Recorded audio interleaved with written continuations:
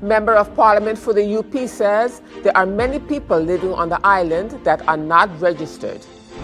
Minister of Public Health fields questions regarding the COVID-19 vaccine rollout.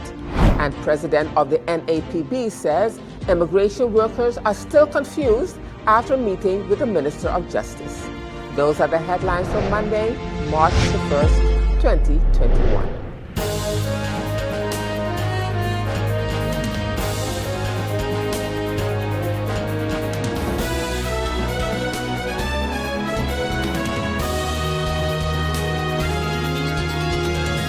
Good evening, viewers. This is SXM Daily News, and I'm Valerie from Pitton. Thank you so much for joining me this evening. And as usual, we have a packed newscast for you, so let's get started. In our first story, speaking at the virtual St. Martin Anti-Poverty Platform's weekly press conference on Thursday last, February the 25th, President of the NAPB Union, Mr. Rogerel Mauricia, said that he met with the Minister of Justice, the Honorable Anna Richardson, to discuss the Immigration Department that is still working under the police to clarify some concerns. Mr. Mauricia said that immigration workers are still confused after meeting with the Minister of Justice, and he explained why. SMAPP, workers immigration still confused after meeting with the Minister of Justice. Let me explain why. This week, Tuesday, February 23rd, 2021, the Minister of Justice, the Honorable Ms. Anna Richardson, called a meeting with the workers from the Immigration Department still working under the Police Department to clarify some concern. The board of NAPB with PSU and APCOR also invited to be present. Last week, we informed you about the confusion among the workers of Immigration Department. The confusion has to do with the transfer announced by the Minister of Justice from the Police Department to Immigration Border Protection. In a letter to the immigration employees, the Minister mentioned a deadline of February 25th, which is today. Employees had to apply for a transfer from the Police Department to the Immigration Border Protection Department. The main concern of the employees were what will be the functions that the workers will be offered for their placement in Immigration and Border Protection Department. What will happen to the legal position and career perspective of the workers working in the Police Department, KPNA's years since 10 as immigration officer. What will happen with the verdict? These workers already won in court concerning their legal position based on the KPNA legal position arrangement of year 2000. The Minister gave answer in writing to more than 34 questions which members have brought to the attention of the unions in a letter which the unions have booked last week. The members wanted answer from the Minister herself and not from the unions, due to the fact that the Minister by law is the one responsible for placement, hiring, firing of the workers in justice chain. The board of NAPB, St. Martin, based on the legal requirement, has observed the following. The Minister did not inform the workers how the Minister has observed the requirements stipulated in the National Ordinance Social Charter Country St. Martin.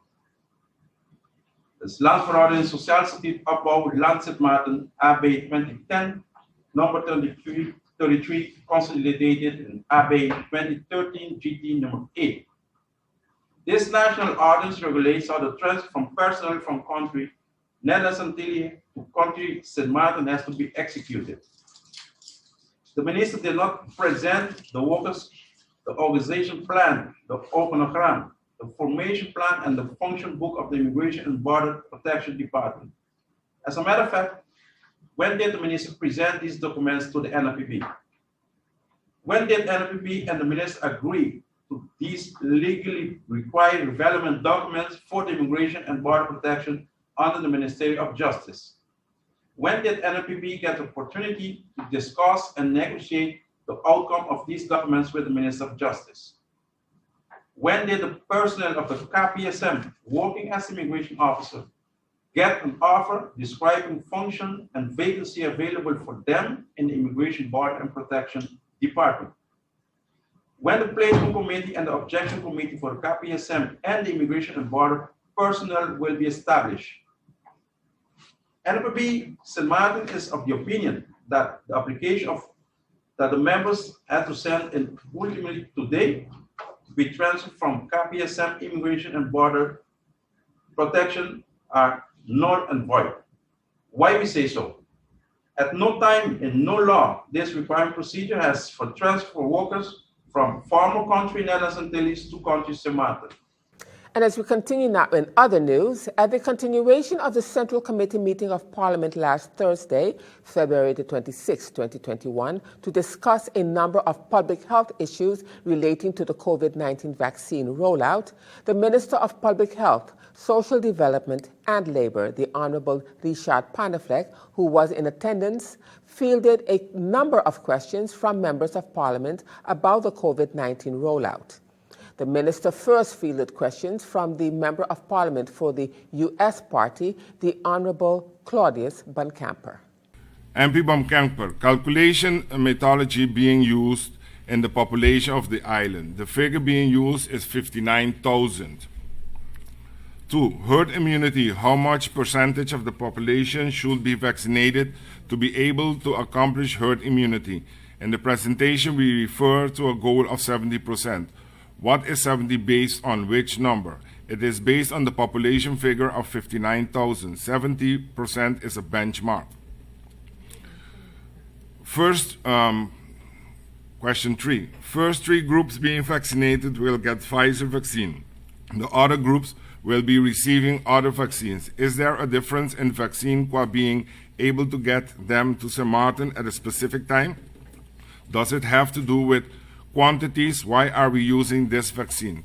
St. Martin has received the Pfizer vaccine for the senior as this has been proven to be the most effective in this target group. The rollout of the vaccines are dependent on the planning of the Kingdom, the Netherlands. The choices are indeed related to the supply available in the Kingdom. There are a survey done, question number 4. There was a survey done. What are the numbers that came out of the surveys? What numbers of the ones who do not want to vaccine? CPS, SZV, and DCOM launched a survey in December. The total number of respondents was 1,216. 58% of the people said they would not take the COVID-19 vaccine if offered. Mandatory isolation. Who pays for that? Is the individual or the country? Government has to pay the cost. See Article 31 of the Public Health. The country have to bear the cost in connection with the isolation. What does it mean when you say vaccines are not mandatory? You let children go into schools without being tested. How do you protect the innocent against those who don't believe in vaccines? How do you go about what that? Vaccines in general are not mandatory. However, students are protected by means of the herd immunity concept. And another thing is that lately, students that have symptoms are also being tested. As experience teaches one, the protocols at herd 2 will be changed so that we will do the things to the best practices. That's how it works. This is a pandemic that's a new disease that worldwide we are getting knowledge, and as we are getting knowledge, just like the rest of the world, St. Martin will adapt to. It's a dynamic process. Question number 7. COVID-19 becomes official disease in Group A. Does it mean now that all doctors must accept COVID-19 as a disease? I need to understand that if this is now a disease, will the doctors treat it as such? Making the disease a Group A disease would make it mandatory for healthcare providers and laboratories to report to the CPS. Question number 8. With us reaching herd immunity by June, does this mean a carnival can continue in June or July? The Carnival Committee has several unanswered questions. This is a decision to be handled by the Council of Ministers at due time. Is the vaccine and the testing we do compatible for the strains of the island? Does the vaccine work for all of the strains? If you get a shot but you have the UK strain, are you cured? The Pfizer vaccine has proven to be effective against the UK variant. The testing being done on the island detects COVID-19. Genotyping being sent to the RIVM would confirm the presence of variants on the island. Although we have been informed that the UK variant has been detected on the northern side to date, this has not been detected from the samples sent to the RIVM from the Dutch side. Does the law cover the strains? COVID-19 is the name, but does the law cover the strains? The law will cover COVID-19 regardless of the strain. It is similar, for example, the influenza being a reportable disease. The law does not stipulate between the various types of influenza, for example, H1N1 or H3N2. And while still on the topic of the vaccine rollout, the Minister of Health also fielded more questions from the Member of Parliament for the National Alliance, the Honourable George Pontiflet. One of the first questions that the Member of Parliament asked the Minister was, how do we combat countries who will mandate vaccinations for travel? MP Pontiflet, how do we combat countries who will mandate vaccination for travel? We do not have jurisdiction over what other countries or airlines mandate for travel. Question number 2, no emphasis on how to build your immune system. A campaign focused on prevention and building your own immune system. One of the ministry's main objectives is health promotion, and various health campaigns are executed on a monthly basis through the Health Observance Calendar and through other NGOs. Question number 3, law that will be passed to place COVID-19 on Group A. Are the legal repercussions? To those listed in Group A, will the law be implemented to all diseases? Yes, these are all listed in the public health law and may be implemented to all relevant diseases. MP Bigigliani, do you believe that the cruise lines and airlines can put a clause of mandatory vaccination in order to travel? Well, that's their prerogative if they will do so. In Holland, before you take the vaccine, you have to take rest 2 days before and 2 days after the vaccine. Is this the case? Do you have an update on that? For 2 days rest, how, as VSR Minister, how will you assume the employees don't lose money? This is not the case for St. Martin. As I say, everything is a dynamic process. Perhaps they would have tried all this 2 days rest, but right now the protocol don't prescribe it nowhere in the world that you have to have 2 days rest. Meanwhile, back at Member of Parliament for the U.S. Party, the Honourable Claudius Boncamper, he said that 58% of the population says that they will not be taking the vaccine. The Member of Parliament said that the population has increased from 43,000 to 59,000, so he is asking where is this number coming from and if the RIVM, which is the Dutch Ministry of Health in the Netherlands, agrees to this number. He expounded further as well. 58% of this population stated they are not going to take the shot. The population has increased from 43,000, as I have read in all documents thus far with the law and the code and all that, to 59,000. So my question is, where did this number come from? And did RIVM agree to this number? Because if they did, we got a different story to talk to the Prime Minister about. I just need to know if RIVM agreed to the number of 59,000. And I would like to know from government where government got this number from. Because the number had to come from someplace. I have been on this floor talking about the numbers at census versus the numbers that we use in any aid package we get in St. Martin. When you talk about how you're going to share the monies, our population is 43,000.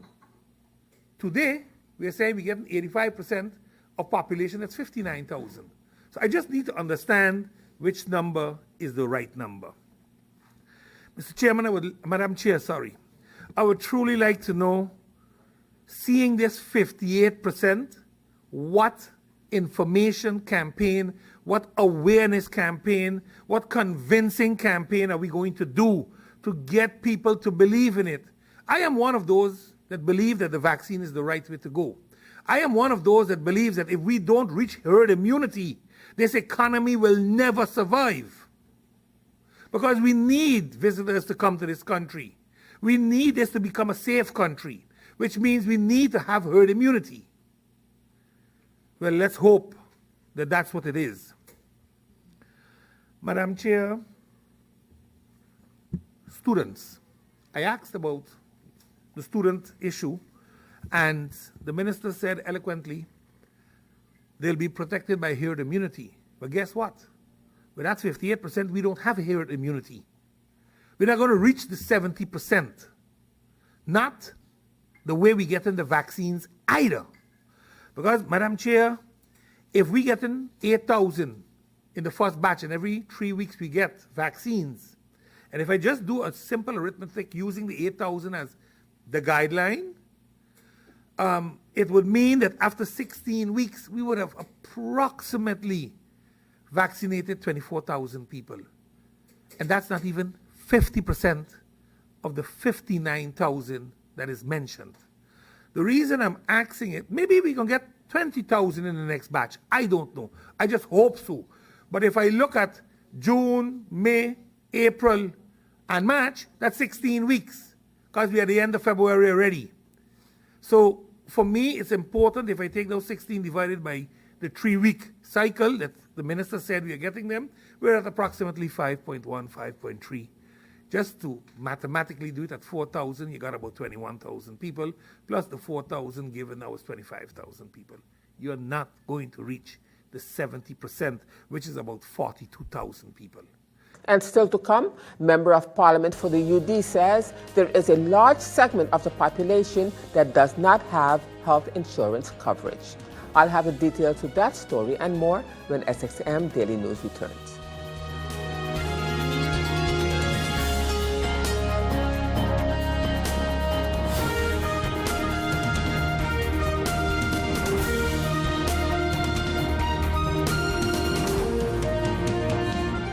Hi, I'm Switch. And I'm Save. And together we're here to tell you about WIB, Switch, and Save mortgage offer. Now at WIB, you can save and benefit from great specials when you decide to bring your mortgage to WIB. When you switch, WIB will offer you payment of penalty fees up to 3 months interest, payment of notary fees, waive of bank closing fees, and also the lowest interest rate. Plus, you'll have the chance to win back 1 year of interest payment. Visit any of WIB's mortgage specialists and benefit from WIB's Switch and Hey, that's my part. And Save mortgage offer. WIB, your partner in progress. Welcome back, viewers. You're watching SXM Daily News, and I'm Valerie from Putin. And as we continue now with the Central Committee meeting of Parliament regarding the vaccine rollout, Member of Parliament for the UD, Mrs. Sarah Westcott Williams, says that there is a large segment of the population that does not have health insurance coverage. Therefore, does the ministry at this time have any indication as to what that number is at this time, given the unemployment as a result of the COVID pandemic? Minister, there is a large segment of our population that is uninsured.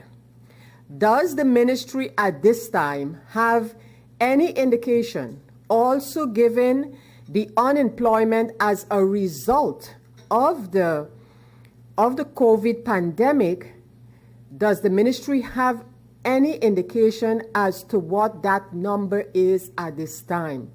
Persons not having health coverage on St. Martin, so the uninsured part of the population.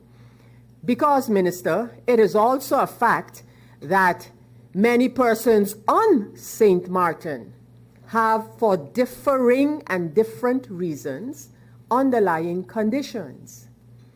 And I would assume that these persons, indeed, before even registering for the vaccine, would want to talk to their GPs about their situation, whatever the situation is. And how can those persons be assisted in terms of getting their medical situation looked at? That is a concern. I want to believe that the need to check with a doctor, which is there for many persons, but not having the means to check with the doctor could also be a deterrent in terms of persons registering to take the vaccination. And if the ministry has given any thought to that. Overall, looking at the pandemic, overall looking at the need, again, especially, and I think it's a matter that has been raised by MP Angelique Rameau as well, but especially looking at the elderly, Minister, in terms of other ways to help them strengthen and or maintain a good immune system, Minister. Anything that the ministry is looking at specifically as far as the pandemic is concerned. So any sort of outside of your regular regulations in terms of being able to help persons, is that being given any consideration? So again, the direction I'm pointing into is preventive health care. And Member of Parliament for the PFP, the Honourable Melissa Gums, made a brief statement about getting vaccinated, then asked if there has been an uptick in registrations. Meanwhile, Member of Parliament for the UP, the Honourable Omar Otley, said that when we talk about the 70% that is registered at the census office, then the 60,000 will not be correct because there are many people living on the island that are not registered. So we need to consider this when we talk about the 70% of herd immunity. I also have a brief statement to make as the second Member of Parliament that was at SMMC on the day in question. Now, I received an email informing me as well to come and take the vaccine. As a firm believer in science and the hard work that immunologists do, I registered as soon as the form was available. And when I was called, I was fine with that. So I actually raced to SMMC. I understand that the general population on the island is hesitant and worried, and it does not help that people in positions of influence have spoken out in doubt or even flat out against the vaccine. However, and maybe this is the balanced line of thought that I try to keep, I can understand how to any external organization or body, it would look like preferential treatment for us to get it first. Actually, when I was told in December that the idea was being floated for MPs and ministers to be included in the priority batch, I thought, but why? We have healthcare workers, our police officers, and especially our immigration officers who come in contact with our visitors. So they are at higher risk than even I am. I come to Parliament and I go home. Most of my American friends were surprised when I even got the call to come, and they were like, but why? From a cultural perspective, though, I definitely understand why seeing us receive the vaccine would act as encouragement for the general population to take it. And so I remain willing to receive it and to have that documented. You know, people are worried, they're concerned, and they're even afraid. And I don't intend to increase their fears by claiming there's some underhanded plot at work. You know, a cultural misunderstanding is not an unheard of phenomenon. As I said, even some Americans are wondering why did the Prime Minister of Barbados get it before anybody else. But I get it from a cultural perspective, so we have to also keep that in mind. But through you, Madam Chair, to the Minister, I just want to know, has there been any uptick in registrations since you were last here? Because according to what I've seen, registration numbers are going to determine what we actually receive in the future, quad doses. So thank you, Madam Chair. If we are inviting everyone to be vaccinated, no matter your status, legality on the island, and we are trying to reach a 70% of what is registered at the census, then the 60,000 will not be correct, because there are many persons on the island that are not registered. So we need to consider this when we talk about the 70%. Another thing is that I don't want to put a fear into the community by us saying, oh, we're not going to reach the 70% by June, because before there was a vaccination, many countries believed that once you contracted the virus and you were cured, it counts as herd immunity. Will this be an option for CPS and VSR considering that so much persons on the island have already contracted the virus. And as we continue now with this local COVID update, as of February the 28th, there were 2 persons who tested positive for COVID-19. However, 2 persons have recovered. The total active cases remains at 30. The total number of confirmed cases is now 2,057. The Collective Prevention Services, CPS, are monitoring 30 people in home isolation, and currently there are no patients hospitalized at the St. Martin Medical Center. The total number of deaths due to COVID-19 remains at 27. The number of people recovered since the first case surfaced on St. Martin has increased to 2,000. 72 people are in quarantine based on contact tracing investigations carried out by CPS. The Ministry of Public Health, Social Development and Labor, VSA, the Airport Health Team, in collaboration with the Healthcare Laboratories St. Martin, HCLS, have tested 2,522 travelers arriving at the Princess Juliana International Airport, while CPS has tested 19,228 people throughout the community. As the numbers continue to fluctuate, CPS will continue to actively execute its contact tracing measures. Minister of Health, the Honorable Richard Panafleck, continues to advise everyone to remain alert when in public, wear your mask, practice 2 meters of social distancing, sanitize and wash your hands frequently, and be careful of large gatherings.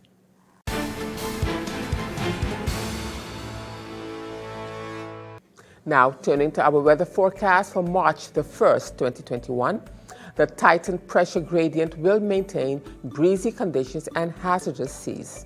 Additionally, low-level moisture transported across the region will account for brief showers over the local area. Rough seas up to 10 feet can be expected during this forecast period. Therefore, conditions will gradually improve, and the small craft advisory will remain in effect for St. Martin for the next few days. Small craft operators and sea bathers should continue exercising caution. So the outlook through Wednesday midday, fair to partly cloudy and breezy with brief passing showers possible. Now, let's turn to your 3-day forecast.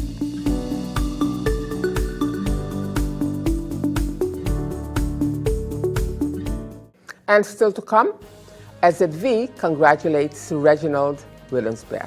I'll have the details of that story when SXM Daily News returns.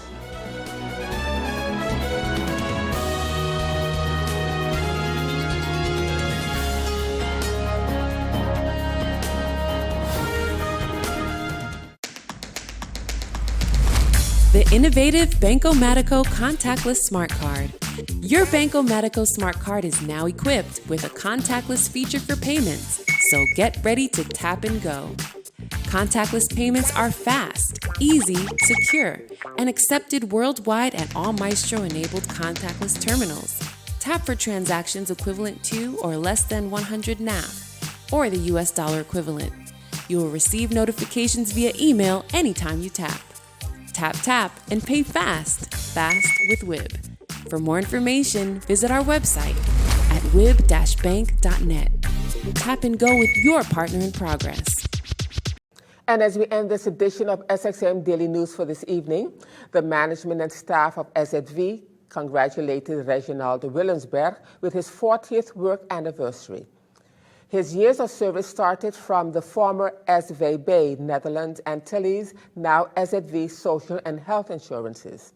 Director of SZV, Glenn A. Carty, presented a token of appreciation to Reginald Williamsberg and expressed his gratitude for his years of service. And we here at SXM Daily News would also like to congratulate Mr. Williamsberg on his 40th anniversary. And with that, viewers, it brings us to the end of this edition of SXM Daily News for this evening. I am Valerie Van Putten, thanking you so much for joining me this evening. And just a reminder that this and other programs are available online. Simply log on to stmartinmediacenter.com for viewing. And on behalf of the SXM Daily News team, we thank you so much for watching and plan on meeting you right back here again tomorrow.